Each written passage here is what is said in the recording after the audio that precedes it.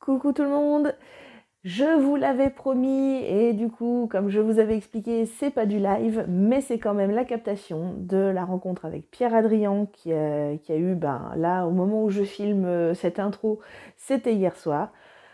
D'où le fait que je sois peut-être un peu en mode épouvantail aujourd'hui. Je suis claquée, ça m'a laissé sur les rotules, mais je suis hyper contente, la soirée s'est super bien passée.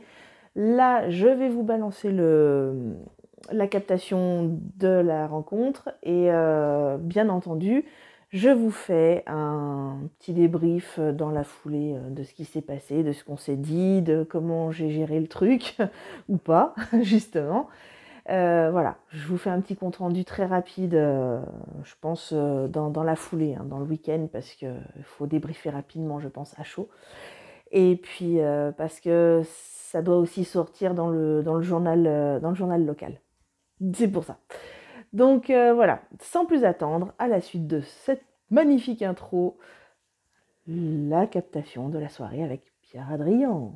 Et d'ailleurs, vous retrouverez dans les fiches à la fin de la vidéo les liens pour aller voir la rencontre avec Johan Elliott, qui était l'auteur qu'on a rencontré justement il y a quelques mois en arrière. Si jamais ça vous intéresse, c'était un autre sujet, carrément d'autres trucs qu'on a abordés, mais tout aussi intéressant.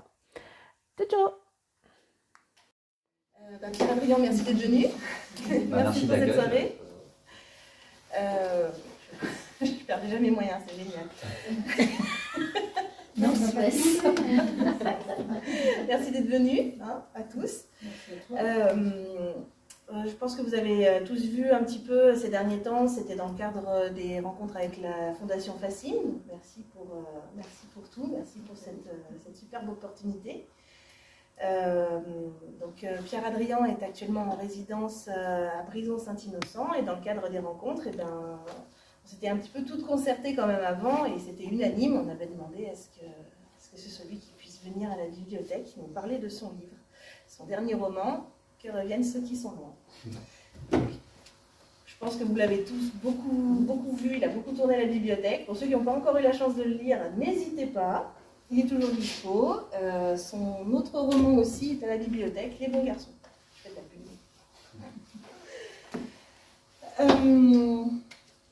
On va échanger pendant un petit temps autour de vous, de vos romans, surtout de votre dernier roman. Et puis après, il y aura un petit temps d'échange, je pense, avec le public. Je pense qu'il y aura peut-être quelques questions.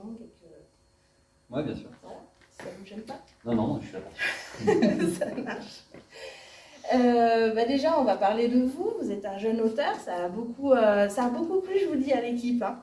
Un grand intérêt. Les écrivains ne sont pas vieux ou morts. Exactement. Un petit peu de jeunesse. Et si vous voulez nous parler un petit peu de vous, j'ai un petit peu regardé votre bio. Oui. Présenter brièvement. J'ai 31 ans, donc je suis plus si jeune que ça.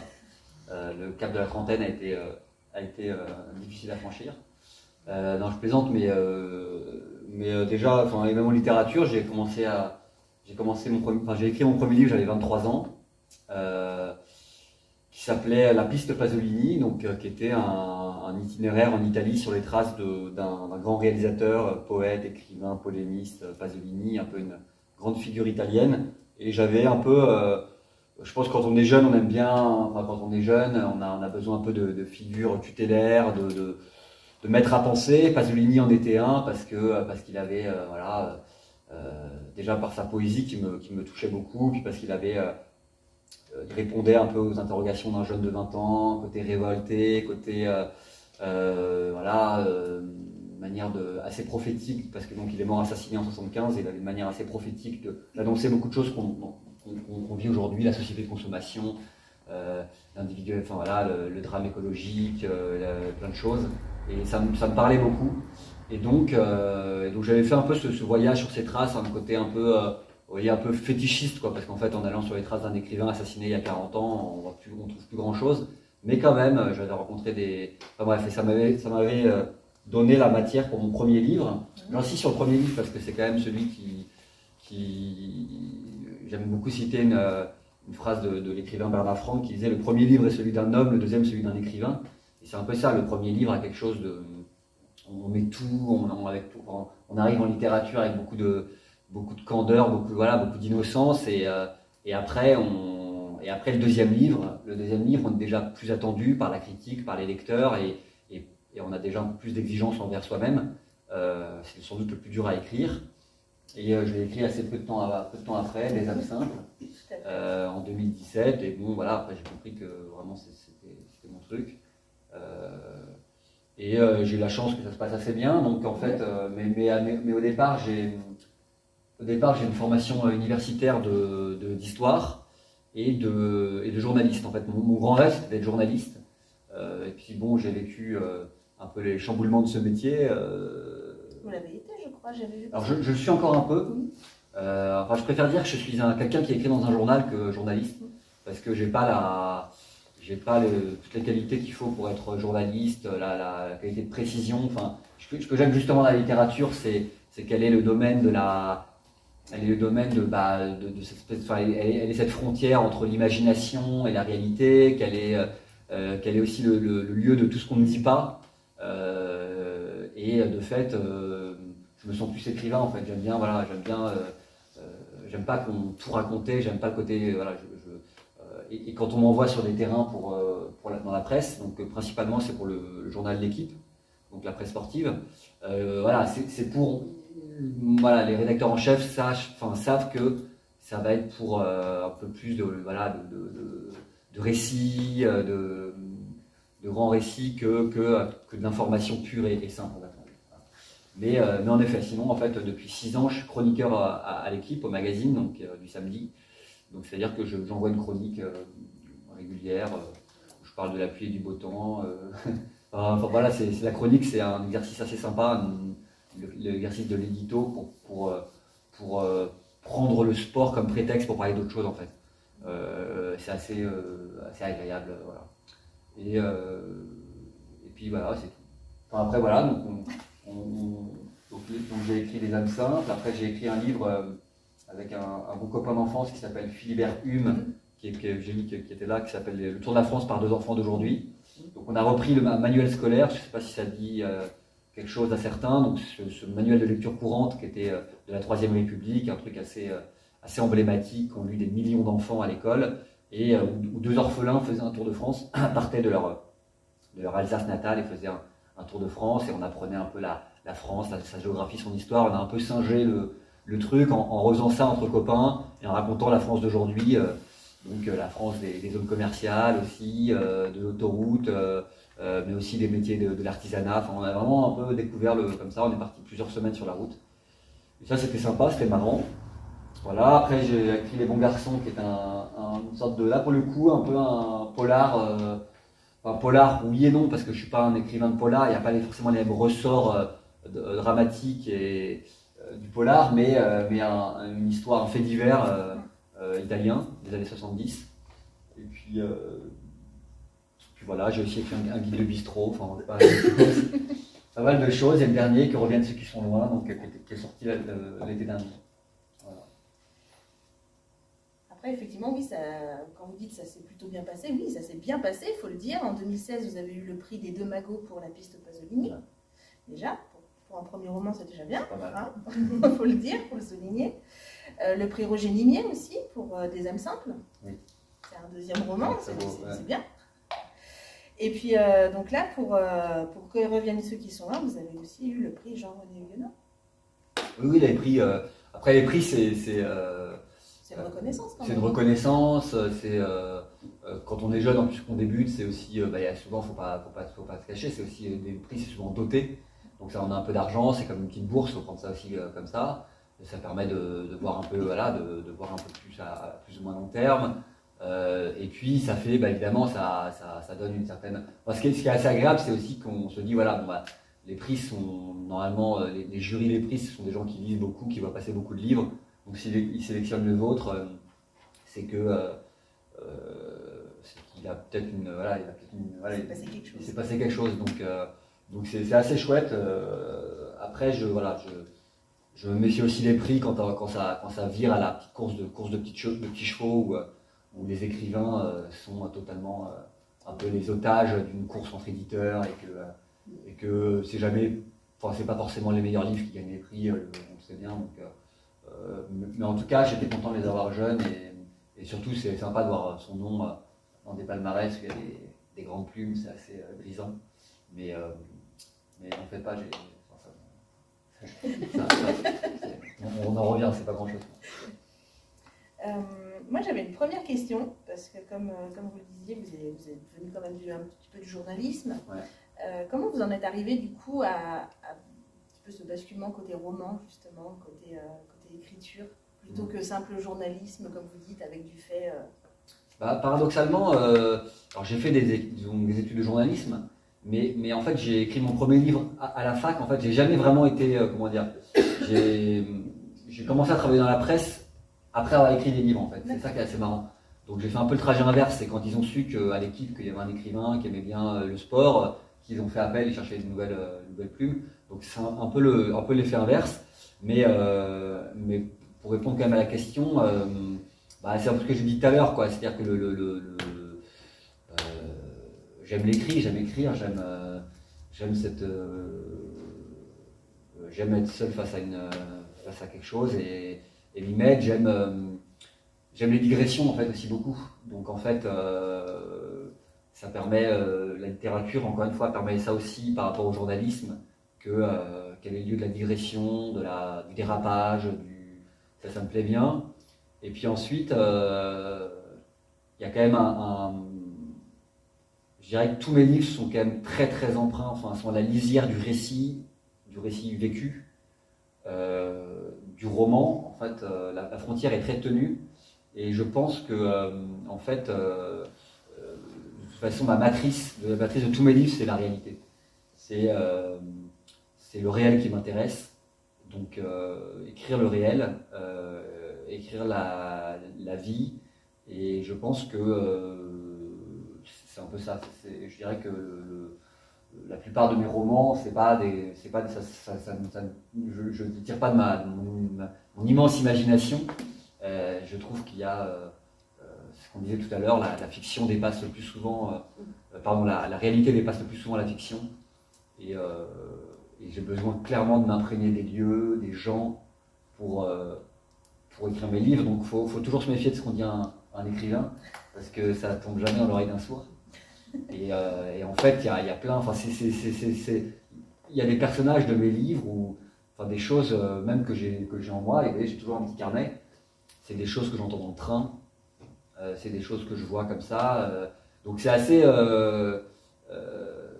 à vivre, c'est pas toujours facile, parce que de fait, je suis comment dire, je dirais pas que je suis jamais tout à fait là, je suis tout à fait là, mais en fait, on a son attention toujours prise par quelque chose, donc c'est très fatigant.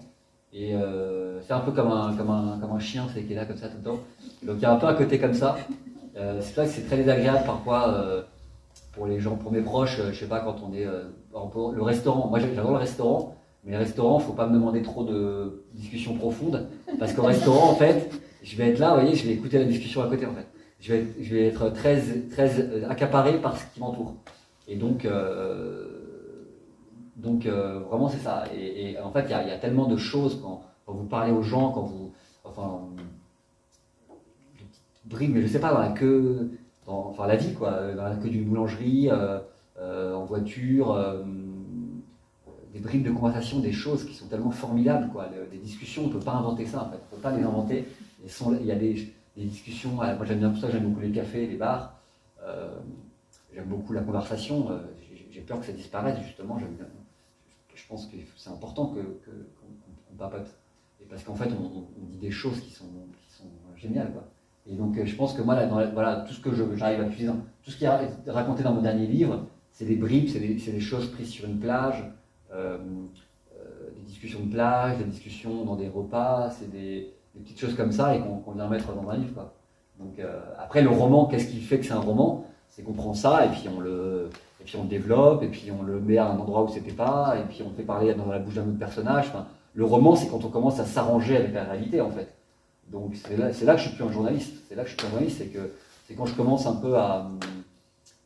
C'est marrant parce que typique, là l'été dernier, pour le journal Paris Match, on a été envoyé avec mon ami Philibert, avec qui j'ai écrit un livre. On a été envoyé, parce que lui il travaille à Paris Match, on a été envoyé sur le Tour de France. Donc on a pris un van et on a suivi le Tour de France et on faisait des reportages. Et en fait, et après on écrivait tous les deux. Et parfois, et alors lui, je lui disais, mais et on était un peu parfois en désaccord parce que lui avait pas peur justement de faire dire de la bouche de quelqu'un autre chose ou de changer les prénoms. Et moi, au contraire, j'avais un côté, une sorte de devoir moral. Je sais pas qui avait tort ou raison, j'en sais rien, parce que lui, je pense qu'il voulait servir de récit, lui, il voulait raconter l'aventure. Et moi, j'avais une sorte de devoir de me dire, mais non, on n'a pas entendu ça ici, on l'a entendu ailleurs, c'est pas tout à fait vrai. Non, cette personne, on ne sait pas qu'elle s'appelait Philippe ou Coralie. Et lui, il disait, mais ça, c'est pas grave, c'est pas ce qui compte. Il avait raison, parce que c'est pas ça qui comptait. Néanmoins, on trichait. Néanmoins, on trichait, parce que donc c'était ça. Et j'étais un peu, et donc en fait, je supporterais pas d'être toujours, si je travaillais pour un journal et que j'étais tout le temps envoyé sur des reportages, je supporterais pas d'avoir ce dilemme en permanence, en train de me dire, est-ce que je suis pas en train de pareil, quand vous allez dans les pays étrangers, travailler dans les pays, vous avez des discussions, vous ne captez pas tout, vous avez compris le sens, vous savez ce que vous voulez dire à la personne. Et au moment de retranscrire ça, vous savez que vous ne dites pas totalement ce qu'elle vous a dit, mais le sens y est, vous ne la faites pas dire à une autre chose, quoi. Et pourtant, et puis même le fait de vous tirez d'une interview de 30 minutes ou une heure, vous tirez quelques bribes, en fait, vous trichez, vous pouvez dire totalement autre chose à une personne. Donc, ça, en fait, c'est un truc, à la fin, ça me met tellement mal à l'aise que je préfère la littérature. On peut dire beaucoup plus de choses, il y a un peu moins de censure, un peu moins de qu'en dira-t-on. On accepte, même en tant que lecteur, on accepte beaucoup plus que la littérature nous bouscule, nous dérange, on accepte qu'elle blasphème, on accepte qu'elle soit parfois ignoble, alors que dans le journalisme, on l'accepte pas, quoi. Dans le journalisme, on dit mais attends, c'est ignoble d'écrire ça, parce que c'est le lieu de l'immédiat. Et enfin, pour revenir un peu là-dessus aussi, j'aime bien citer cette phrase je crois que c'était Peggy qui disait le journal du matin est déjà vieux et Socrate est toujours jeune. Et c'est ça en fait, c'est vrai qu'il y a un côté très frustrant quand on écrit un article très long, le lendemain votre journal il est périmé, votre article on est déjà passé à autre chose. Alors qu'un livre, vous voyez là je vous parle d'un livre qui est sorti il y a 6 mois, il y a des livres qui sont sortis il y a 3-4 ans, ils continuent à vivre, ils sont là, il y en a qui ne l'ont pas encore lu, qui vont le découvrir. Donc il y a quelque chose d'assez beau, un livre, mes enfants si j'en ai, mes petits-enfants, ils pourront les lire. Les articles c'est plus compliqué, ça périme, c'est daté. Donc la bonne littérature justement, la vraie littérature, c'est pour ça qu'il faut se méfier des livres qui marchent, des livres à la mode, parce qu'ils ne passeront pas le temps. La grande littérature, pourquoi Flaubert, pourquoi Balzac, ils nous parlent encore alors que c'est à des mondes de nos petites existences, parce que c'est de la littérature. C'est ça la magie de la littérature, c'est qu'en fait, des livres écrits à 500 ans peuvent nous toucher totalement, et un livre qui est publié il y a 1 an peut être déjà démodé. Voilà. Beaucoup de choses, mais je ne sais pas si j'ai répondu à la question, mais en tout cas, voilà. Donc vous l'avez évoqué tout à l'heure, vous avez écrit plusieurs romans, et à chaque fois, un univers différent. Il y a quelque chose de différent à chaque fois. Vous êtes parti en pèlerinage après Pasolini dans le premier. Un roman qui va être témoignage d'un curé de campagne dans la montagne. Un fait divers assez cruel en Italie en 1975. Souvenir de vacances en Bretagne. C'est un choix ou c'est un hasard? C'est changement. Non, mais moi, encore une fois, ça revient à ce qu'on disait. J'ai une sorte d'appétit, de curiosité pour plein de choses très diverses. Je sais qu'on aime bien, on est souvent rassuré quand les écrivains ou réécrivent le même livre. En fait, on aime bien retrouver Modiano parce qu'il écrit toujours la même chose. On aime bien retrouver Marie-Hélène Lafon parce qu'on sait qu'on sera en Auvergne et que ce sera. Enfin, il y a des écrivains qui ont des mondes et c'est d'ailleurs très bien aussi comme ça. Moi pour l'instant c'est pas le cas. Après, je pense quand même que malgré tout, il y a des thèmes et des sujets qu'on retrouve dans. En fait, je pense qu'on peut écrire une 50aine de livres qui se passent à Madagascar, en Italie ou dans les Alpes, et qu'en fait, mais tourner autour de 3 sujets. Oui. Je pense que moi, globalement, vous avez cité, donc en effet, il y a pas mal de thèmes différents, mais il y a quand même plusieurs qui se retouchent, je dirais, donc si je devais en définir quelques-uns qui rejoignent mes livres ou du coup mes questionnements, il y a, je pense, l'enfance, Il y a vraiment l'esprit d'enfance, l'enfance, c'est un truc qui me reste énormément, parce que voilà, maintenant j'ai pris un peu de bouteille et j'ai quand même l'impression qu'on revient toujours à l'enfance. On revient sans cesse à nos souvenirs d'enfance, à ce qu'on a été. Je pense qu'on n'en finit pas de puiser dans nos souvenirs, dans ce qui nous a émus dans l'enfant et ce qui nous a à la fois aussi torturés. Beaucoup de choses, l'enfance revient en permanence. C'est comme si le temps passé revenait, comme si le temps revenait. L'enfance, je dirais qu'il y a ensuite j'appellerais ça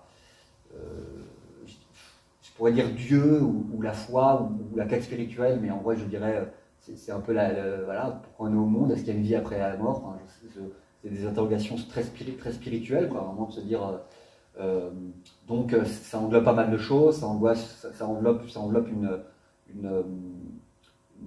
peur de la mort, je pense aussi, une angoisse de la mort, et puis pas mal de questions comme ça, une quête de sens,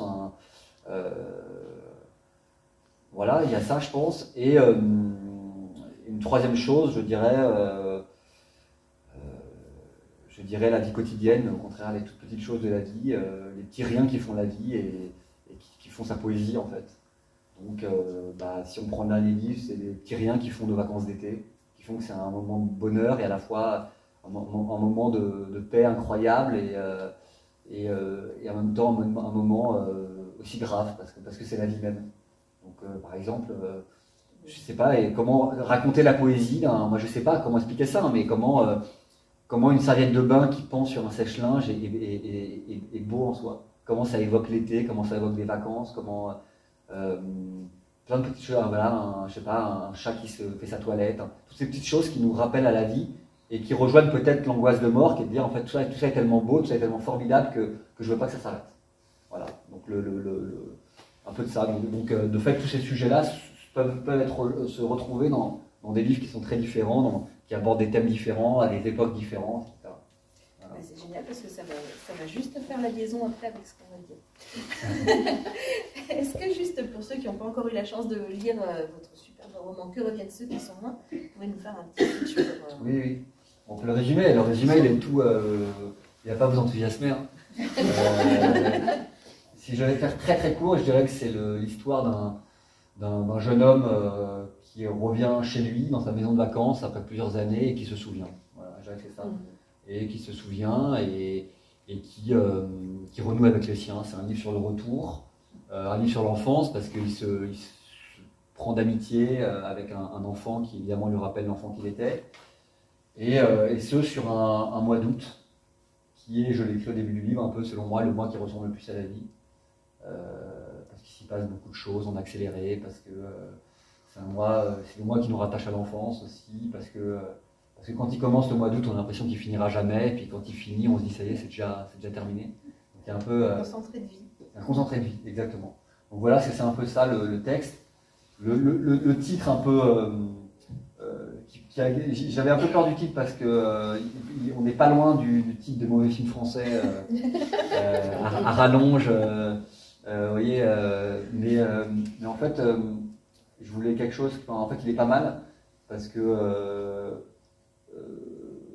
fait il évoque ce que je veux dire, en fait, le temps qui passe, le retour, l'éloignement, ceux qui sont partis, et il est tiré du journal d'un écrivain italien que j'aime beaucoup, Pavese, qui était pas loin, qui était de Turin, et qui dans son journal, qui était du Piémont, et qui un an avant sa mort était revenu dans le village de son enfance, et qui raconte et qui écrit: pour que la gloire soit agréable, il faudrait que les vieux rajeunissent, que les morts ressuscitent, que reviennent ceux qui sont loin. En fait, on a l'impression, il regarde une photo de famille, une photo où il y a les anciens, tout le monde qui est là, et il dit ils sont disparus, ils sont morts, ils ne reviendront jamais plus. Et on voudrait un peu reconstituer ce petit cadre, mais c'est plus possible. Et je trouvais que ça disait bien ce que je voulais raconter dans ce livre.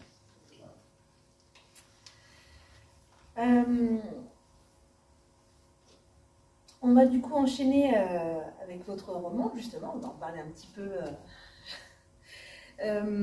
Donc, comme beaucoup à la bibliothèque de l'équipe, j'ai attaqué par ce roman-là, pour vous connaître un petit peu, connaître un peu votre plume. Et ma première impression, déjà, ça a été une forme de langueur, cette langueur de la chaleur de l'été, du mois d'août. On a l'impression que le roman se déroule, mais au ralenti. C'est tout doux, c'est chaud, on a l'impression d'être sur cette plage l'été. Et en même temps, j'ai été hyper surprise d'avoir cette espèce de parallèle avec cette angoisse. Tout le long, je me suis demandé ce qui allait arriver à cette grand-mère. Je vous le dis tout. Et je crois que je ne suis pas la seule. On s'est beaucoup posé la question. Et c'était vraiment ce parallèle vraiment très... Oui, c'était très drôle de voir cette langueur. C'est cool, c'est l'été. Et puis en même temps, oh, mon Dieu, la grand-mère. À quel moment il va nous dire qu'elle est décédée? C'était voulu ou c'est juste un ressenti bizarre? Non, non, vraiment, non, parce que je pense qu'il y a une autre menace enfin, pour ceux qui l'ont lu, vous savez, il y a une autre menace qui pèse, mais ça, c'était volontaire, c'est comme ça, mais je voulais qu'il y ait un peu ça.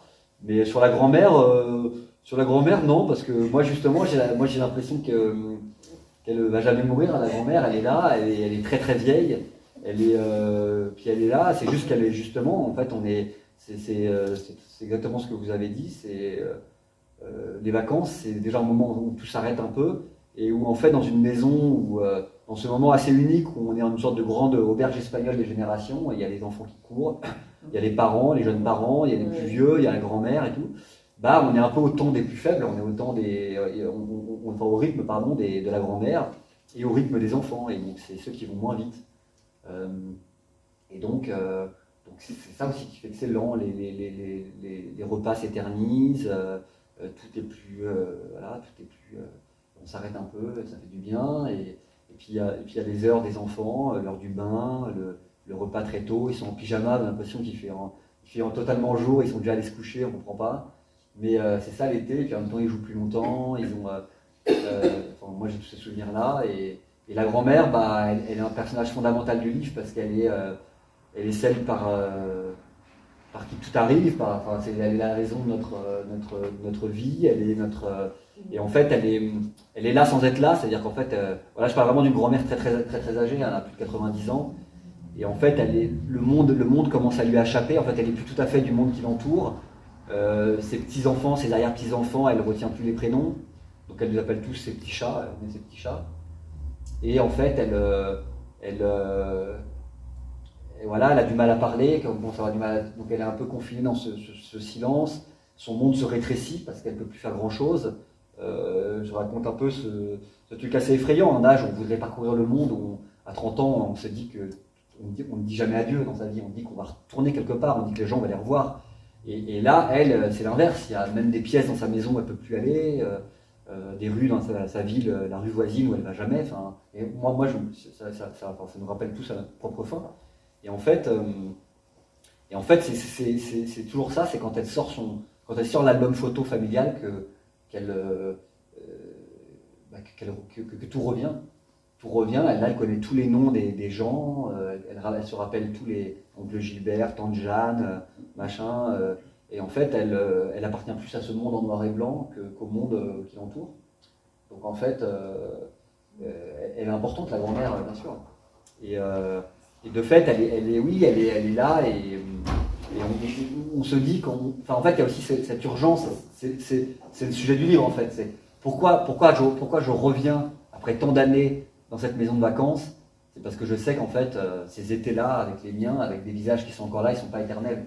Et que ce sera peut-être le dernier été que je vivrai avec ma grand-mère, ou avec d'autres en fait. Et donc on se dit, en fait, les étés dans une vie, il n'y en a pas tant que ça. Et j'aime bien aussi dire ça. Moi, je me souviens toujours de ma grand-mère qui nous disait, de ma mère qui nous disait, allez voir vos grands-parents, ils ne sont pas éternels. Maintenant, je sais que c'est vrai, quoi. Donc, c'est un peu ça que je voulais écrire, quoi. Vous l'avez dit, c'est des vacances qui sont multigénérationnelles. Vous vous retrouvez tous dans cette grande maison avec toutes générations confondues, de la grand-mère jusqu'aux derniers petits-enfants, arrière-petits-enfants. Et Arrière, on va s'arrêter là. Je pense qu'elle n'est pas là, elle n'était pas encore. C'est quand même aussi. Alors, moi, c'est ce que j'ai eu, c'est ce que j'ai relevé. C'était un beau prétexte aussi à montrer cette évolution un peu de statut par votre personnage principal. Il passe du statut d'enfant au statut d'ado, et puis de jeune adulte. Et on a l'impression qu'il y a aussi un espèce de statut vraiment où tout bascule, c'est le statut de parent.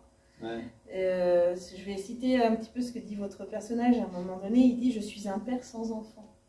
C'est une phrase qui m'a vraiment marquée, qui m'a soufflé, je ne sais pas pourquoi, bon, je suis maman hein, pourtant, hein, mais ça m'a monté les larmes aux yeux, je suis un père sans enfant. On a l'impression de ce statut qu'il cherche, qu'il appelle et qu'il n'a pas encore en fait. Et, ouais, c'est vrai. Bah oui, c'est ça, c'est un livre sur le devenir adulte en fait. À un moment, on n'est plus un enfant, et on sent qu'on a en soi la paternité ou la maternité, et voilà, c'est un état de fait,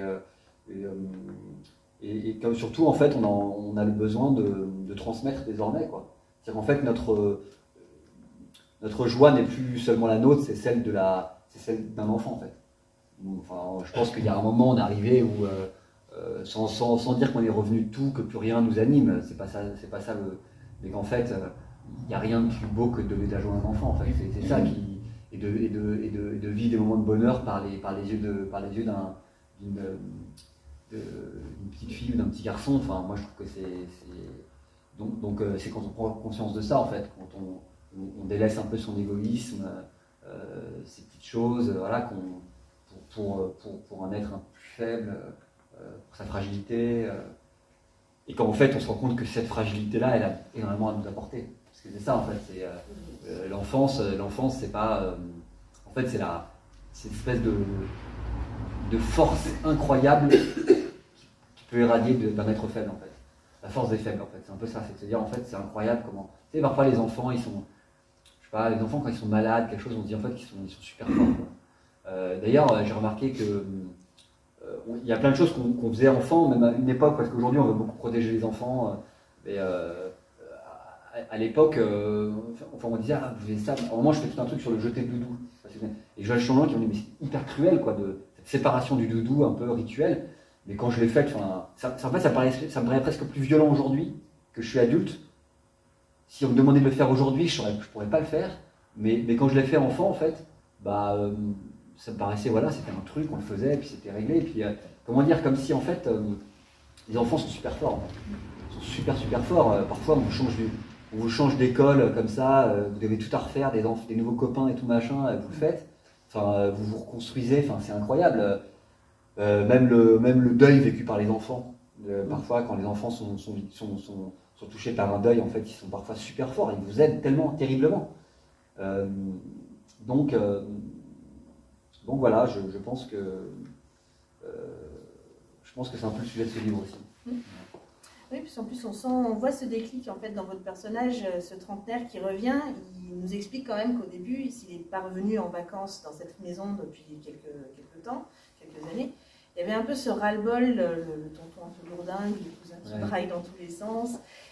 Donc, finalement, il cherche un peu sa place, on a l'impression, quand il revient en vacances. Et le fait de rencontrer ce fameux neveu de 6 ans, c'est un peu le déclic, c'est un peu le moment où ça se passe, justement, cette prise de conscience de ce besoin de filiation et de transmission, en fait. C'est ça, parce que les vacances, il vit les vacances comme il a toujours vécu ses vacances, à un moment où on est un peu tranquille, on veut être chez soi, on ne veut pas être dérangé, on ne veut pas faire d'activité, on veut être tranquille, quoi. Et là, il se dit, oui, mais en fait, c'est peut-être le moment où... voilà, de transmettre ce que j'ai reçu, ça veut dire d'apprendre à un enfant à faire de la bicyclette, à aller pêcher le crabe, à faire ses premières bêtises, etc. Et revoir tout ce qu'on faisait à leur âge, quoi. Donc il y a un peu de ça, évidemment, cette bascule, au moment où on se dit, bon, en fait, voilà, on va un peu se secouer, on va aller jouer au foot avec les enfants, c'est un peu ça. Est-ce que c'est pas aussi un peu une manière pour ce jeune homme de faire un peu son deuil de sa petite enfance, de se dire que c'était une époque où il était bien, où il était choyé, qu'il est passé à autre chose. C'est ça, mais c'est à la fois le deuil et à la fois la renaissance, parce qu'en fait, oui, c'est la fin de l'enfance, et en même temps, je ne sais plus qui disait ça, tout homme est cousu d'enfant, bah, c'est exactement ça, c'est qu'en même temps, l'enfance revient. Moi, je crois beaucoup à... oui, l'enfance, elle meurt un jour, mais l'esprit d'enfance demeure. Et en fait, c'est pour ça que j'insiste beaucoup sur le mois d'août, parce que le mois d'août, c'est le mois où l'esprit d'enfance revient. Parce qu'on fréquente des enfants, ils sont là, parce que c'est le mois où ils sont pas à l'école. Enfin, c'est le mois où ils sont pas à l'école. Moi, j'ai ce souvenir de... j'ai l'impression de n'avoir été qu'un enfant l'été, en fait. J'aimais pas l'école, il y avait un rapport d'autorité, enfin, je sais pas, l'école ça me plaisait pas, de devoirs, d'horaires. De toute façon, on est soumis à des horaires. L'été, on est un enfant en liberté. Moi, j'allais.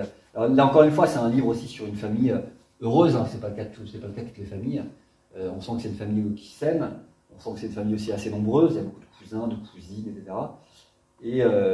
Et donc l'été, c'était ça. On allait jouer avec ses cousins, ses cousines. On découvrait le monde, la vie, quoi.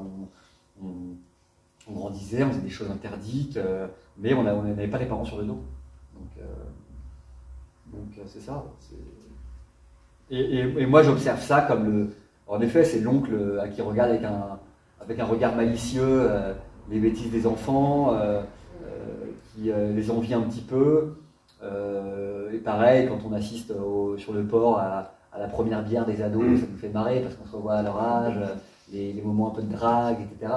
C'est trop bien, c'est marrant, qui récoltent leurs sous pour acheter leur pinte et on paye sa tournée, on a l'impression d'être un prince et c'est génial.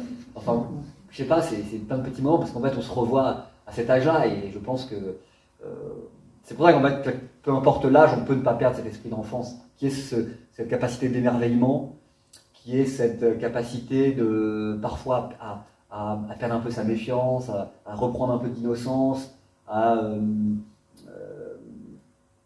voilà, à pas donner de leçons aux autres, à pas être toujours dans la remontrance et au contraire à les laisser faire un peu, quoi. Donc moi j'aime bien ça, quoi. En été c'est un peu ça le truc.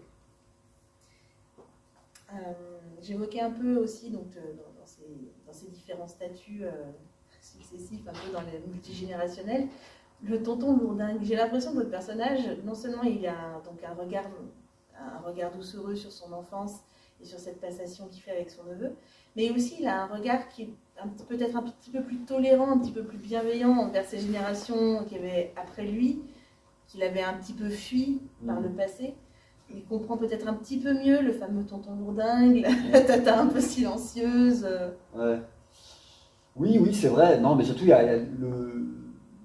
a un peu la prise de... Enfin, le retour chez soi, c'est ça, c'est de se dire, bon, sa famille, on ne la choisit pas. Mais je crois qu'on ne peut jamais être tout à fait heureux si on s'entend pas avec elle. Enfin, si on n'est pas... Ou du moins, si on ne l'a pas pardonné, on ne nous demande pas de passer sa vie avec son oncle et sa tante, même avec ses frères et sœurs, c'est pas toujours facile. Mais savoir leur pardonner, ce qu'ils sont, ce qu'ils ne sont pas. Et en fait, c'est ce que j'écris, c'est en fait, on peut être partagé entre ça, il y a ce besoin toujours de quitter les siens, parce qu'il le faut à un moment, mais de renouer aussi avec eux. Et je pense qu'il n'y a rien de plus paisible que de sentir quoi là on a fait un peu on a fait un peu la paix. J'ai vu récemment un film pas mal, un film c'est de David Lynch, je crois, qui s'appelle comment il s'appelle, je sais plus. C'est un vieux monsieur, pour dire qu'il n'y a pas d'âge à ça et tout, il est très vieux.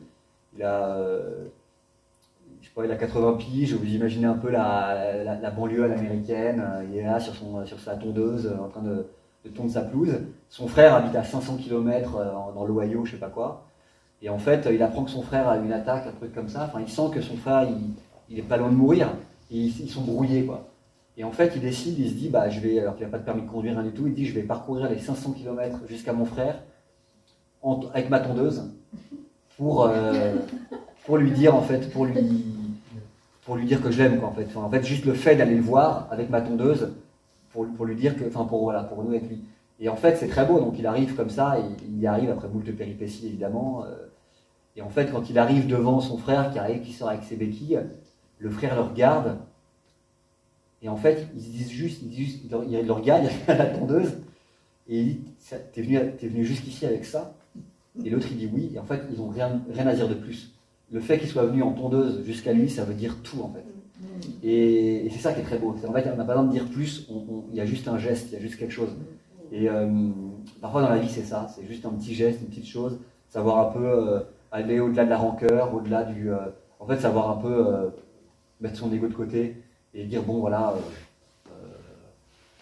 je te pardonne, quoi.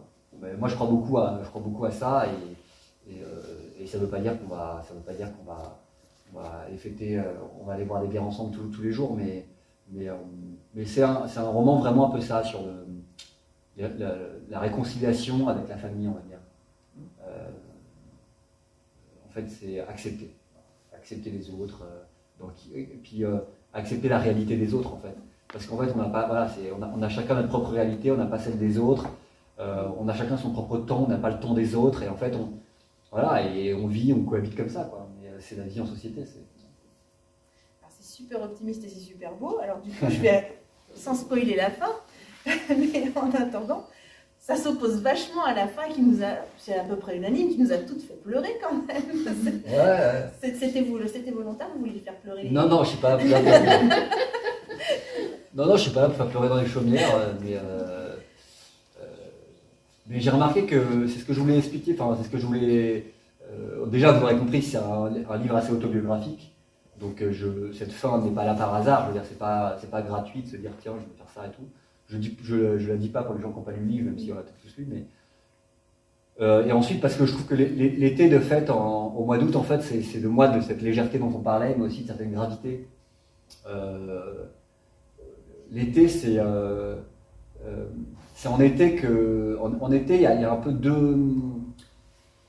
Pour parler de la mort, parce que déjà parce que j'ai toujours vécu la fin du mois d'août comme une petite mort.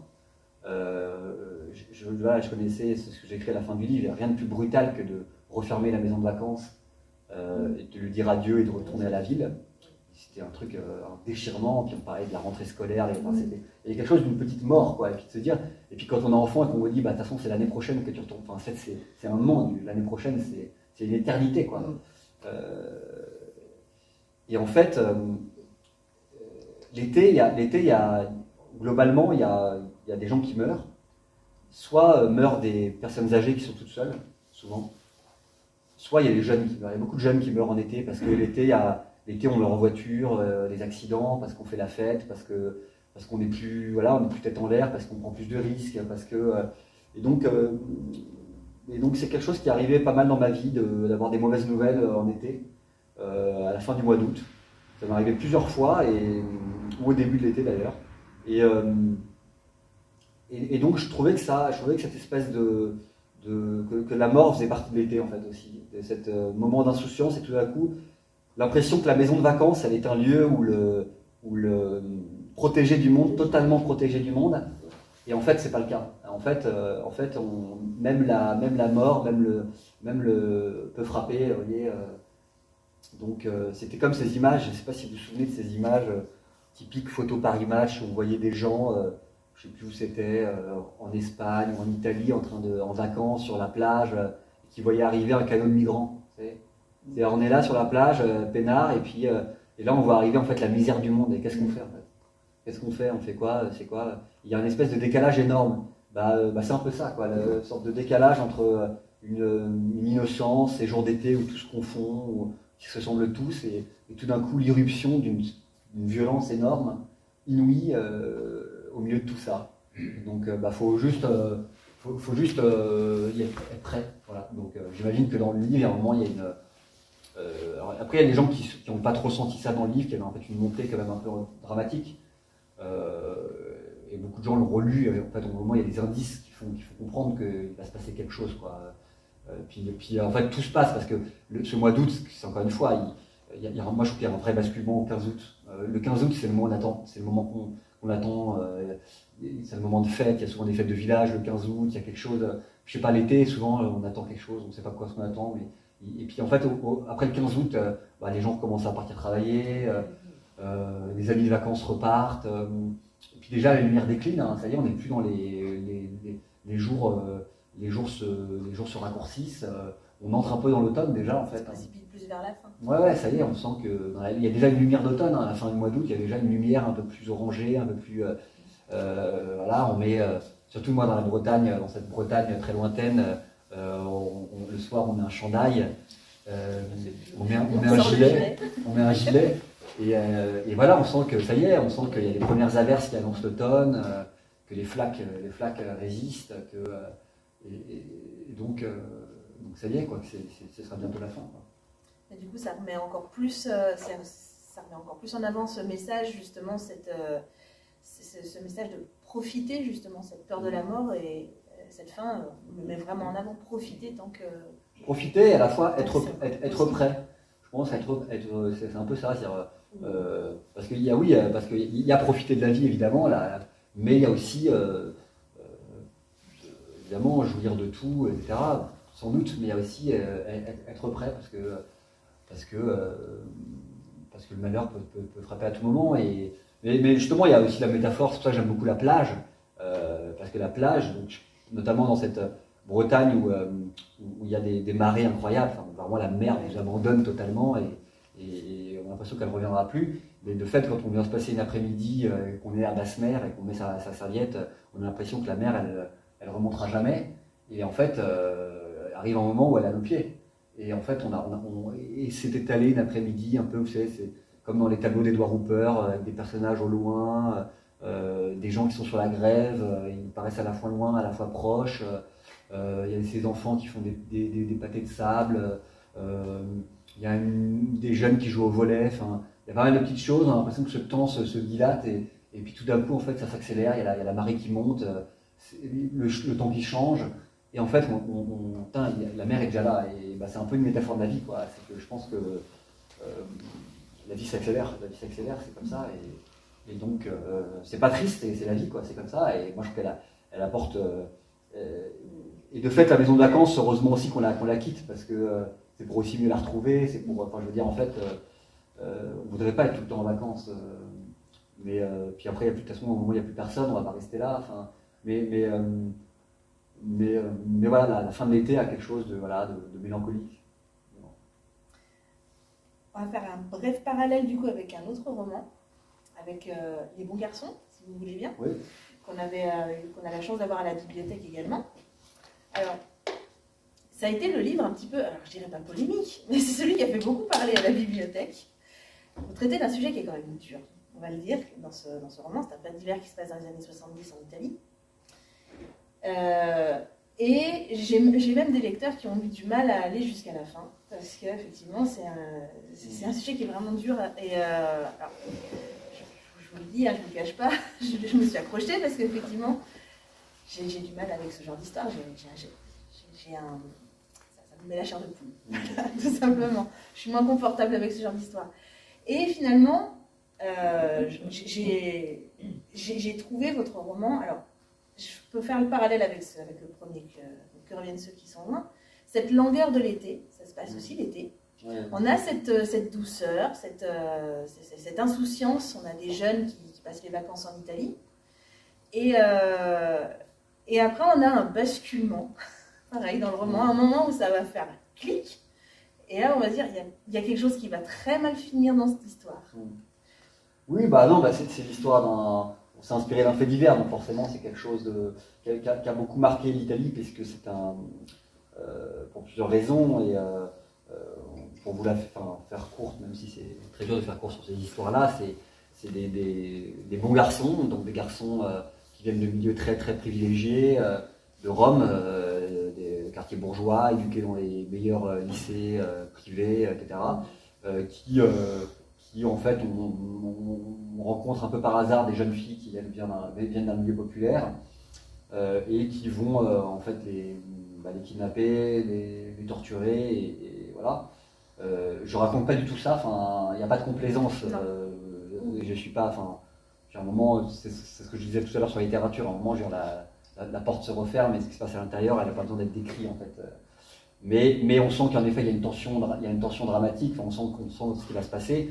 Ça a beaucoup marqué l'Italie, évidemment, parce que c'est un des grands féminicides qui ensuite a lancé des grands mouvements féministes en Italie, qui a même fait changer la loi en Italie sur les crimes, sur les crimes faits aux femmes. Enfin, il y a eu pas mal de choses, ça a beaucoup fait parler, et surtout parce qu'en fait on s'est dit c'est dingue, ces jeunes garçons, en fait c'était si vous voulez une sorte de lutte des classes cristallisée en un fait divers, donc ça a beaucoup fait parler, et moi ce qui m'intéressait, cette histoire m'a beaucoup travaillé, parce que c'est pour ça que j'ai voulu m'y plonger, parce que donc j'ai été sur les lieux là-bas, j'ai même été voir la fameuse villa où, déjà première chose c'est parce qu'en fait ça se passe, donc tout ça se passe à Rome, ils vont en week-end au bord de la mer, et ils vont sur un mont qui s'appelle le Circeo, le mont Circé.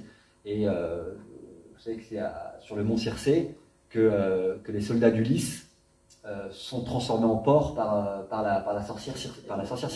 Donc il y avait quelque chose de comme si la mythologie précédait l'histoire, enfin, il y avait quelque chose c'était exactement une métaphore, c'était assez étrange quoi. Ces hommes qui deviennent des porcs. La réalité, elle a dépassé la fiction. Ouais, alors, ouais, exactement. Voilà, il y a un truc qui a dépassé le mythe, quoi. Comme si on revenait au mythe en fait, comme si on. Et en fait, j'ai été marqué par tout ça, par l'espèce d'insouciance de ces garçons, leur sentiment d'impunité qui vire à la barbarie, puisqu'il y a des histoires pas possibles. Enfin, en fait, c'est rocambolesque en fait ce qui se passe. C'est rocambolesque la manière dont ça se passe, une espèce de barbarie en fait normale en fait. Et ces jeunes filles qui en même temps étaient un peu attirées par ces jeunes qui viennent d'un autre milieu, qui ont envie de s'émanciper, de sortir un peu de leur banlieue. Mais c'est un chemin assez classique en fait. Hein, et donc j'ai un peu raconté tout ça. Voilà. Et en effet, ça se passe à la fin de l'été, alors c'est vraiment quasiment là, c'est la fin du mois de septembre, mais quand on est à Rome, c'est le mois de septembre, on est encore à la mer.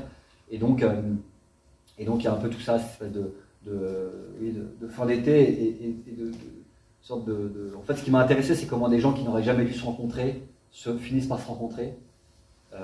Et comment en fait tout ça, ces destins liés, font qu'en fait on arrive à un drame. Je trouvais ça intéressant. Mais ça retouche certains sujets dont on a parlé, la fin de l'enfance, la fin de l'innocence. La fin de l'insouciance. Ouais, c'est ça, la proximité entre la beauté et le mal, la cruauté, la barbarie, parce que c'est ça, ce sont des jeunes qui sont beaux, qui vont, et puis dans des lieux absolument magiques et qui vont réaliser la chose la plus ignoble qui soit. Donc beaucoup de scènes de voiture, puisqu'on est tout le temps en voiture, parce qu'ils sont tout le temps en voiture, voilà. Et après un peu de l'Italie de cette époque-là, avec sa musique, son cinéma, voilà. Donc moi je tenais à souligner, alors pour ceux qui l'ont pas encore lu ou qui ont peut-être été freinés au début et qui ont eu peur de le terminer, à aucun moment effectivement vous n'ouvrez la porte pour voir ce qui se passe à l'intérieur. Non, c'est très. Vous avez fait ça avec une extrême, je dirais même de la pudeur, parce que vraiment, on sait, on a toute la tension, tout le drame qui sont là, et aucune description de toute cette horreur. On a l'horreur sans la voir en fait. Non, et puis à un moment, je veux dire, si vous voulez, si ça intéresse vraiment les gens, qu'ils aillent relire les procès-verbaux et qu'ils aillent taper sur Internet pour savoir. Mais je veux dire, je vois pas l'intérêt en fait. On a pas besoin d'en savoir plus, quoi. Donc c'est pas ça qui m'intéressait. Enfin, ce qui m'intéressait, c'est tout ce que je vous ai dit avant. C'est pas les sévices. Je vois pas l'intérêt de. De toute façon, j'aime pas, de manière générale, la littérature de déballage, quoi. Faut qu'on voit tout, faut qu'on raconte tout. Après, certains ont une autre philosophie. Ils vous disent qu'au contraire, pour dire la barbarie, il faut qu'on voit tout, il faut qu'on comprenne, il faut qu'on. J'en suis pas capable. Mais du coup, en fait, finalement, votre plume reste tellement juste et tellement dans cette pudeur que ça accompagne la tension. On a l'impression d'être assis. Moi, j'ai eu l'impression d'être assise sur le canapé à côté de ces deux filles. Et de sentir la tension monter, j'ai limite eu peur à leur place avec elles, quoi. On sent cette tension qui monte comme ça, qui s'accélère. C'était vraiment prenant. Et alors après, est-ce que c'est parce que... je pense que mais comme tout le monde, vous avez été touché par ce drame, et cette tension, malgré tout, et cette pudeur, on sent cet attachement à ces deux jeunes filles, à ce qui leur arrive. Oui, oui, forcément, même si j'essaye d'être le plus...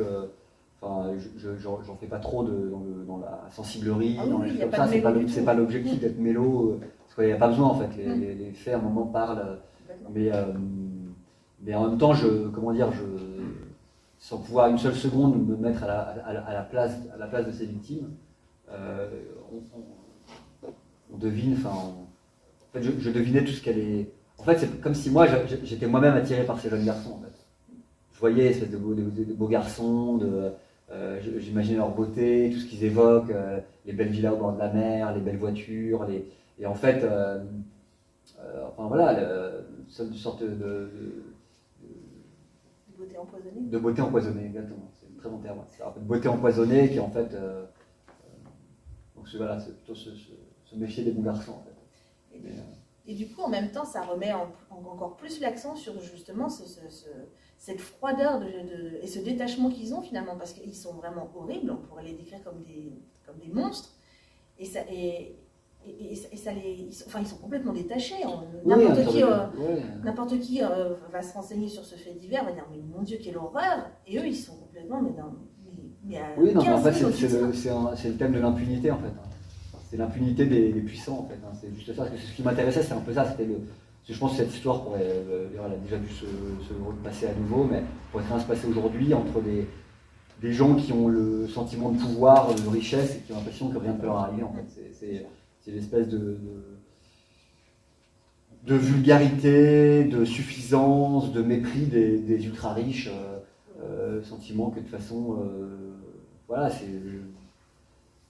j'ai de l'argent et je t'emmerde, et là c'est un peu ça, c'est j'ai de l'argent et je te tue si je veux, en fait, c'est un peu ça le truc. C'est l'impunité, c'est ça, le sentiment d'impunité, c'est le sentiment qu'il pourrait nous arriver.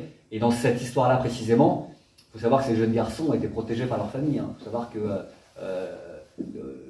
ces grandes familles bourgeoises, machin, ont tenté de protéger leurs enfants, les ont permis certains de fuir, parce que c'est vraiment une histoire rocambolesque. Certains ont pu fuir grâce à leur famille, ont été protégés, d'autres, enfin, c'est absolument dingue, quoi. C'est la lâcheté dans toute sa splendeur, donc c'est assez fascinant parce qu'en fait en Italie, les gens bougent assez peu, déménagent assez peu. Donc moi j'ai enquêté un peu sur cette histoire et en fait j'ai été voir, j'ai beaucoup travaillé sur les archives, c'est-à-dire sur les journaux de l'époque, et j'avais toutes les adresses de ces jeunes filles, les adresses des garçons, donc je suis un peu allé dans leur quartier, et en fait les familles habitent toujours là, quoi, dans le même numéro. Donc j'avais à un moment, je me suis retrouvé sous un immeuble, et en fait sur l'interphone il y avait le nom d'un des criminels, et en fait qui était sorti de prison depuis, et je me disais en fait il est peut-être là à 2 étages, 3 étages au-dessus de moi. Qu'est-ce que je fais? Je sonne et tout. Moi j'ai pas sonné, mais je me disais c'est incroyable, enfin, il y avait un truc un peu presque malsain, bizarre, comme quand je suis allé voir cette fameuse villa, où tu sais, c'est une espèce d'endroit, tu sais, cette espèce de ghetto de riches un peu, qui rend un peu mal à l'aise. Ces endroits un peu avec, on voyait des propriétés privées partout, des caméras de surveillance, et on sent qu'on n'est pas le bienvenu, où il y a des chiens, des vigiles, enfin il y a un truc un peu malsain que j'essaie de décrire là-dedans. On sent qu'il y a un truc qui cloche, quoi. J'avais vu un film assez intéressant, un peu c'était comme ça, je crois que c'était, je sais plus, ça se passait au Mexique ou aux États-Unis, où une espèce de grande cité de riches où il y a des jeunes cambrioleurs qui vont cambrioler une maison, et en fait qui se retrouvent, bon, il y a une alarme qui sonne, et les gens du ghetto, de la résidence, disent on va pas appeler les flics, on va régler cette histoire entre nous en fait, et ils les empêchent de quitter cette, et en fait il y a une sorte de chasse à l'homme qui se met, je sais pas, je trouve que c'est des endroits assez fascinants. Donc voilà, c'est ce que je raconte dans ce livre-là. Mais encore une fois, je pense de manière assez pudique, sans complaisance. Voilà.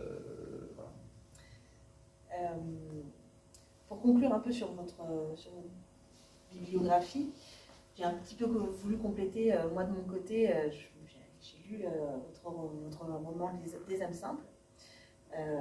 Et du coup, je dois vous dire, pour conclure, que je suis hyper impressionnée pour votre jeune âge, d'avoir une telle justesse et une telle maîtrise du coup des émotions et de ce que vous transmettez par votre plume, justement. Parce qu'à aucun moment vous virez dans le mélo, vous ne virez jamais dans le voyeurisme, il y a cette justesse que vous maîtrisez même depuis votre... Alors j'ai pas lu la piste Pasolini, mais depuis des absents. Je vais agrandir ma collection. Mais non, mais c'est vrai, vous avez une maîtrise et une justesse. Et on ne retrouve pas...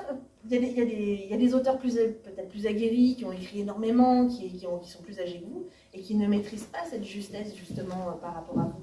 Je trouvais que c'était... Enfin, il fallait la souligner, il fallait la mettre en avant. Merci. Voilà. Non, merci, mais je pense que c'est ça, enfin, c'est la littérature telle que je la conçois, c'est trouver le ton juste. Pas faire quelque chose de... Voilà, que les lettres ne dégoulinent pas, quoi.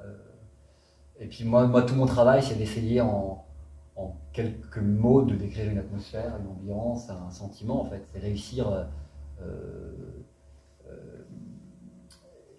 les mots sont plus grands parfois que notre volonté. C'est-à-dire qu'en fait, quelques mots, une couleur, une odeur suffisent à en faire trop, à en faire des tartines pour décrire quelque chose, quoi. Donc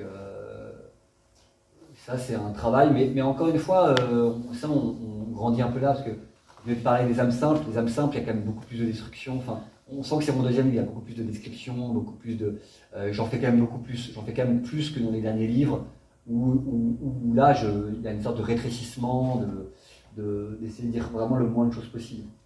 Mais vous regardez, hein, il y a des écrivains, on voit cette évolution-là chez beaucoup d'écrivains, chez Marguerite Duras par exemple. Marguerite Duras, vous prenez son premier livre, je crois c'est Le barrage contre le Pacifique, vous comparez avec L'amant, son prix Goncourt par exemple, je peux vous dire que c'est pas la même, c'est pas les mêmes livres. Enfin, L'amant c'est ciselé, c'est fin, il n'y a pas une phrase en trop, c'est précis, c'est chirurgical. Le barrage contre le Pacifique, déjà, c'est plus dense, quoi. Donc, je pense qu'en grandissant comme ça, on fait l'économie des mots et je crois beaucoup à ça, moi. Je pense qu'il faut essayer de rétrécir un maximum. Et puis, en fait, moi, je fais partie de ceux qui pensent que quand même, bon, les grands écrivains, bon, bah, ils sont tout de ce monde. C'est Flaubert, c'est Dostoïevski, c'est Faulkner, c'est ces gens-là. Et que, enfin, voilà, moi je pense qu'un lecteur, j'aurais du mal à imposer 600 pages de Pierre Hadrian à un lecteur quand il y a tout Faulkner à lire, qu'il y a Céline, qu'il y a tout ça. Enfin, j'ai envie de leur dire, voilà, je pense que 200 pages ça suffit. Non, mais je veux dire, en fait, parfois, quand vous voyez un livre qui sort à la rentrée littéraire, il y a 650 pages et tout, soit vraiment vous êtes conscient que vous écrivez un chef-d'œuvre, que c'est le livre, ça peut, hein, il y a des livres, il y a des gros livres, ça peut être un... Mais en fait, quand même, il faut quand même beaucoup d'assurance en soi pour écrire 800 pages, quoi. Moi, j'avoue que 200 déjà, je me dis, bon, c'est bien si le lecteur arrive au bout, c'est bien si... Vous voyez. Je peux poser une question? Oui. Même quand vous commencez le livre, vous ne savez pas combien de pages vous allez... Non, c'est vrai. C'est vrai, mais oui, aller jusqu'à... C'est vrai, mais en fait, moi j'ai un peu l'effet inverse, j'ai toujours peur de ne pas réussir à écrire suffisamment pour un livre. En fait, j'ai besoin de je sens que très souvent, au bout d'une centaine de pages, je commence à avoir tout dit et je sens que je ne vais pas aller plus loin. Alors que la plupart des écrivains avec qui je parle et ce que j'en sais, c'est tout l'inverse. C'est-à-dire ils arrivent avec 400 pages chez leur éditeur et là, il faut tailler dans l'os. Moi, c'est tout l'inverse. C'est que clairement, à un moment, on me dit non, et là, essaye de... Il faut peut-être en faire un peu plus. Donc, je ne sais pas combien de pages je ferai, mais dans tous les cas, quand je m'empare d'un sujet, je sais qu'il n'en fera pas 7 ou 800 pages, parce que c'est ma manière de travailler. Je suis pas... vous voyez, on ne va pas demander on va pas demander forcément à un ébéniste de faire une tour de 15 étages. Enfin, je veux dire par là qu'au moment, je sens que moi j'ai un petit travail d'artisanat qui fait que je sais ce que je peux faire. Voilà, je suis capable de construire une petite chaise en rotin, mais je ne suis pas capable de faire des bancs de 4 km. Bon, là, c'est un peu ça, quoi. Mais en effet, c'est vrai que il n'y a pas forcément de règles, hein. Et puis après, si on met les livres côte à côte, ça fait beaucoup de pages. Mais, moi, je dirais que ça suffit. Mais c'est vrai. Mais Non, non, mais c'est vraiment quand on s'engage dans un livre, on ne sait pas forcément où on va. Pour conclure, je le disais au début, vous êtes en résidence à Brison-Saint-Innocent avec la Fondation Facile. Ça fait un peu le parallèle, parce que du coup, dans la navette qu'on a reçue des ouvrages, il y avait une bande dessinée qui s'appelait La jeune femme et la mère, je ne sais pas si vous l'avez vu, de Catherine Meurice, et où on a ce personnage d'une artiste peintre qui va en résidence au Japon.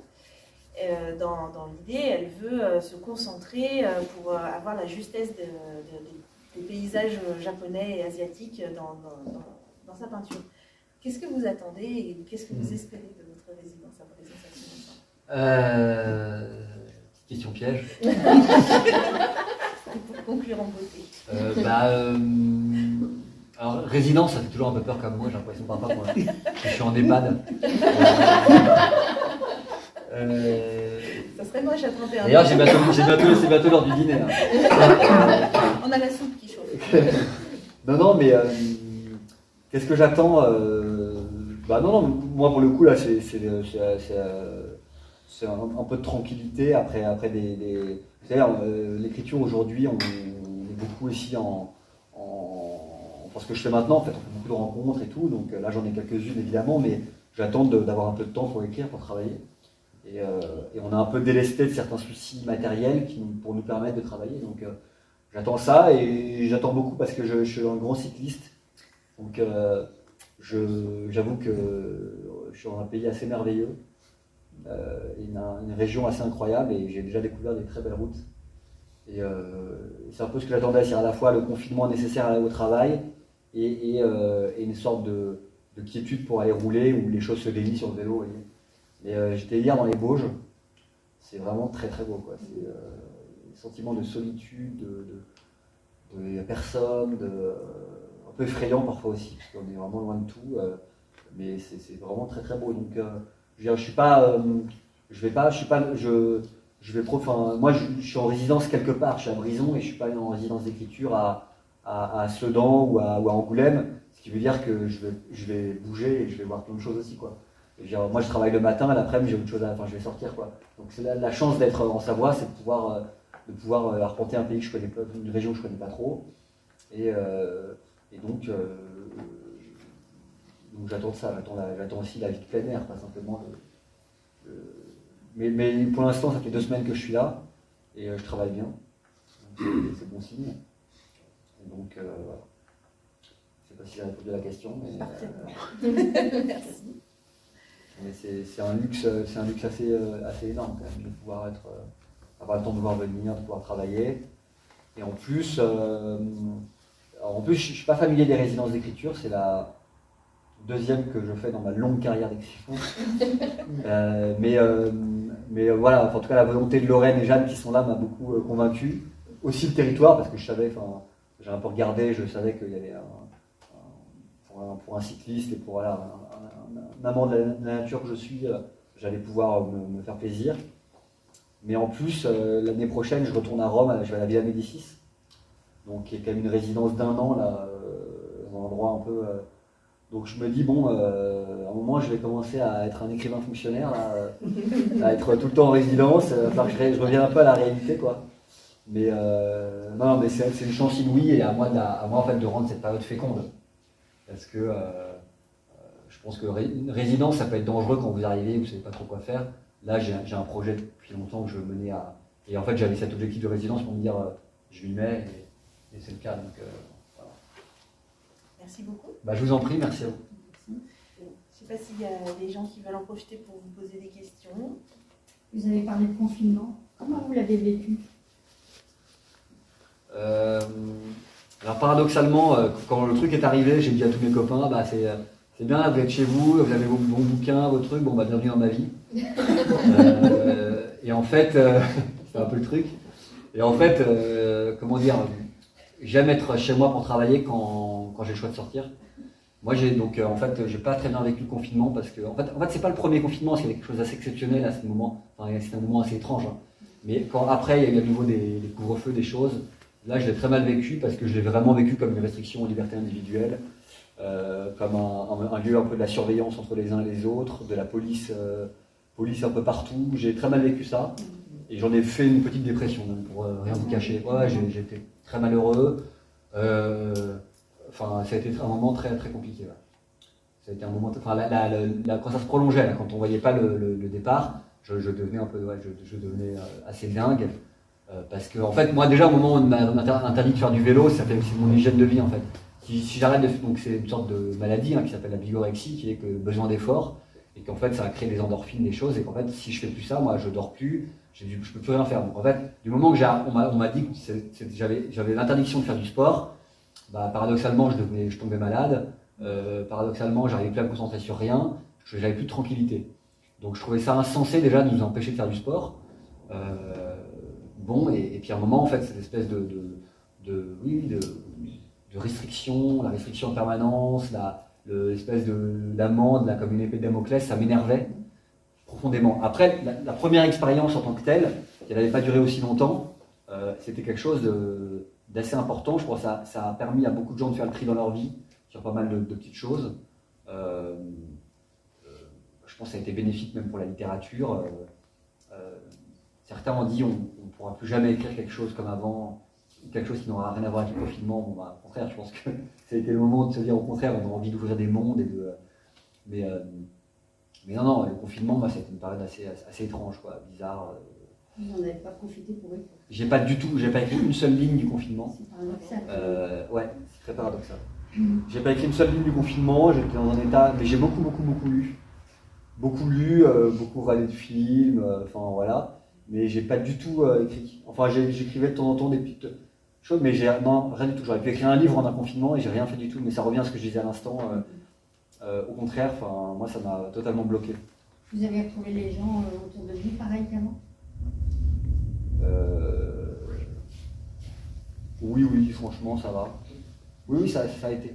C'était plus, je vous dis, la période qui a suivi un peu après. J'ai trouvé assez étrange et dommage. Parce que ça n'en finissait pas, et parce qu'il y avait une sorte de pessimisme ambiant. Puis il y avait... La société a changé quand même. Oui, non, mais bien sûr, la société a changé. Je pense qu'il y a eu des prises de conscience, il y a eu des... Bon, par exemple, si vous prenez mon livre Les âmes simples, qui décrit le paysage d'une certaine France rurale totalement désolée, où le train ne vient plus, il y a toute une question du train, le train qui ne vient plus dans la vallée, la désertification des campagnes, les commerces les jeunes qui partent tous, la chanson de Jean Ferrat, quoi. On part à la ville. Dans cette vallée d'Aspe où je reviens régulièrement, après là j'y suis revenu l'été dernier, après le confinement, il y a des gens qui sont installés, il y a des chevriers qui sont revenus, le train s'est remis à fonctionner. En fait, je pense qu'il y a une réappropriation du territoire qui a eu un déclencheur qui a été cette époque-là. Par exemple. Après, dans notre rapport aux autres, est-ce que ça a changé? Je pense qu'il y a des choses qui vont rester, certaines cicatrices. Mais oui, il y a plein de petites choses qui ont changé. Mais en fait, c'est une période dont j'aime pas trop me souvenir parce qu'elle n'est pas très agréable. Donc, j'écrirai pas un livre sur le confinement, je ne ferai pas un truc. Enfin voilà. Mais de fait, pour un écrivain, ça peut paraître un peu bizarre, mais ça n'a pas été un moment très prospère, très fécond. J'ai beaucoup lu. Pour le coup, j'ai beaucoup lu et c'était très agréable, quoi. Mais, Moi aussi. Puis bon, après, il y avait un rapport qui me dérangeait, ça revient à ce qu'on disait tout à l'heure, c'est un rapport entre... j'ai des convictions un peu libertaires, enfin, j'attends pas tout de l'État, en fait. J'attends pas l'État, est-ce que l'État me dise de faire ci, de faire ça, j'attends pas ce qui me... Donc en fait, à un moment, on était là sans cesse attendre ce que le président allait nous autoriser à faire ou pas.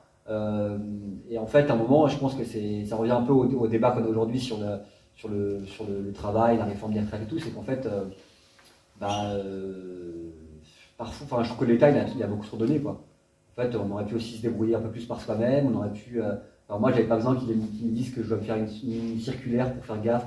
Je pense qu'à un moment, on peut aussi par soi-même se débrouiller que la réalité de la bâtie, c'est pas la même qu'à Brest ou ailleurs, que en fait, il y avait pas mal de choses On était tous logés à la même ancienne, une sorte de centralisme à l'ancienne qui m'a un peu déplu.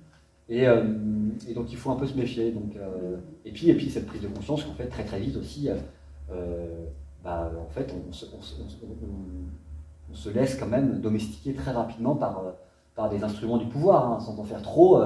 Quand on vous demande de présenter un QR code pour rentrer quelque part, ça devient assez dangereux et ça devient exactement ce que font des régimes totalitaires comme la Chine, où on peut plus se balader sans QR code, où on vous note si vous êtes un bon citoyen ou pas. Moi, j'ai très peur de c'est des choses qui me rendent assez qui me rendent assez inconfortable. Savoir qu'on vous êtes là, mais là vous devriez être là. Ça me dérange beaucoup, donc sans en faire trop, parce qu'on a la chance encore une fois, on a la chance de vivre quand même dans un pays où on est libre, on a énormément de chance et faut parfois avoir conscience de la liberté. Je pense que c'est un terme qu'on oublie trop souvent. Voilà, j'en ai fait, ça n'a rien à voir avec. Mais c'était moi, c'est un peu ce qui a fait naître en moi le confinement. Ça a fait naître pas mal une prise de conscience un peu sur ces choses-là. L'importance de la liberté et tout. Enfin, quand un jour je suis descendu en bas de chez moi et qu'un policier m'a dit, je me promenais dans la rue, vous n'avez pas le droit d'être là, j'ai commencé à me poser tout un tas de questions en fait. Et j'ai dit, si, j'ai même eu l'attestation, oui, mais non, vous n'avez pas le droit de vous promener, vous n'avez rien à faire là. Et en fait, ça, je me suis dit, mais en fait, il y a un truc qui ne va pas là, il y a un truc qui n'est pas normal. En fait, j'ai senti vraiment un truc assez dangereux, quoi. En fait, ça m'a remis beaucoup en question. Parce que ça se passait, il y avait tout ce qu'on entend, etc. Mais là, tout d'un coup, j'avais une sorte en fait, sentiment, je pense qu'il y a rien de pire que le sentiment d'injustice, en fait. C'est un sentiment chez l'homme, un sentiment d'injustice, c'est terrible. C'est ce que vivent énormément de gens qui sont dans la rue en ce moment. C'est le sentiment d'injustice et le sentiment du mépris. Il y a quelque chose de terrible. Et quand on ressent ça, on se dit, putain, là, on remet en question beaucoup de choses, quoi. Donc, voilà. mais ça revient. Après, vous avez parlé de mon optimisme, voilà, je suis pas non plus. J'aime beaucoup la phrase d'Antonio Gramsci, qui est le fondateur du Parti communiste italien, qui disait je suis pessimiste par l'intelligence et optimiste par la volonté. J'aime beaucoup ça, c'est-à-dire que c'est vrai que franchement, quand on réfléchit par la raison, le monde il va pas très fort, mais par la volonté, c'est-à-dire par l'appétit de vivre, par les liens qu'on peut créer autour de nous, par la création. En fait, on apporte un peu d'optimisme à ce bas monde, quoi. Et en fait, c'est fou comment on peut être dans la morosité permanente, et en fait, c'est tout con, mais vous allez à la boulangerie, vous rigolez dans la file avec votre voisine, ou un sourire dans un train, rien que ces petites choses-là, ça vous, je sais pas moi, un sourire en voiture, un truc comme ça, c'est des petites choses tout d'un coup, qui vous libèrent, quoi. Vous dites, tout n'est pas foutu. Tout n'est pas foutu. Les choses simples, voilà. Parfois, c'est ça, il faut peut-être abandonner les grands idéaux pour revenir aux petites choses simples. Voilà, c'était la petite leçon philosophique. Merci beaucoup. Merci à vous. Donc, vous applaudir.